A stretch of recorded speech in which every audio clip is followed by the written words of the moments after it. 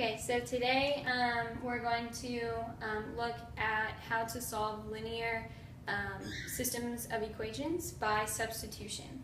So here I've given two equations, and we are going to solve for x and y in this. So the first step in substitution to solve the system of linear equations, we first choose an equation and we solve for one of the variables. Either x or y in our case, in either equation 1 or 2, as that's what I've named it. So I'm going to choose equation 1 and solve for x. So I have x plus 3y equals 2. And so to solve for x, all I have to do is subtract over the 3y, and I end up with x equals 2 minus 3y. So the next step then is to take what we just found and what we just solved for and plug this value. So this is what we just found and what we just solved for, and we're going to plug this into the opposite equation of what we used to find this. So up here we used equation 1, which that's equation 1. So I'm going to take equation 2 now, and which is 2x minus y equals negative 3. And I'm going to plug in x. I'm going to plug in this x for this x down here. So I have negative 2 times 2 minus 3y minus y equals negative 3. So I'm just going to simplify this out and multiply this 2 all the way through the parentheses, and I get negative 4 plus 6y minus y equals negative 3.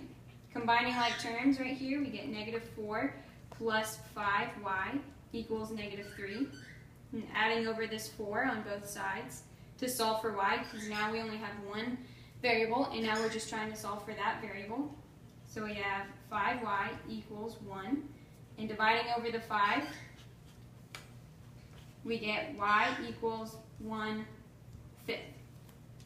So now we have an actual value for one of our unknowns.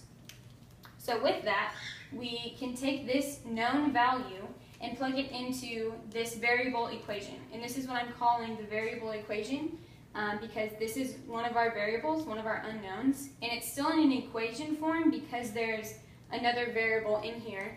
But now we know the value, so we can plug that back in. So in doing that, we have x equals 2 minus 3y. And I want to plug in for y 1/5. So I get x equals 2 minus 3 times 1/5. And just working this out, I get 2 minus 3/5, which gives me 8/5. So now I have two known values for x and y.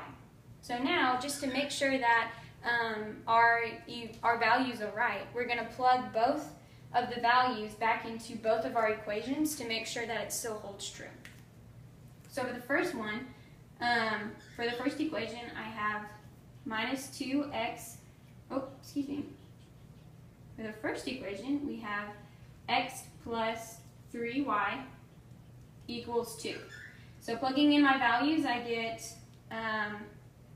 8/5 plus 3 times 1/5 equals 2. This gives me 8/5 plus 3/5 equals 2, which gives me 10/5 equals 2, which 10 divided by 5, we know, is 2. So we get 2 equals 2, which is what we desire. We want to have a true function and a true value. So we know that our values work for this first equation, but we're not quite sure about the second one, so we need to check it.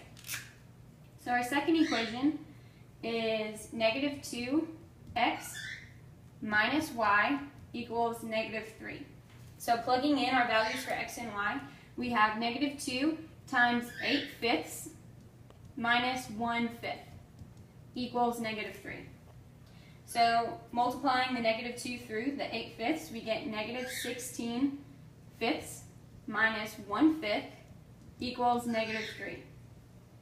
And so since we have a common term on the bottom, and using our properties of fractions, we know that negative 16/5 minus 1/5 is negative 15/5 equals negative 3. And negative 15 divided by 5, we also know to be negative 3, which is what we were desiring to have this equal. So we know that our values for x and y work for equations 1 and equations 2.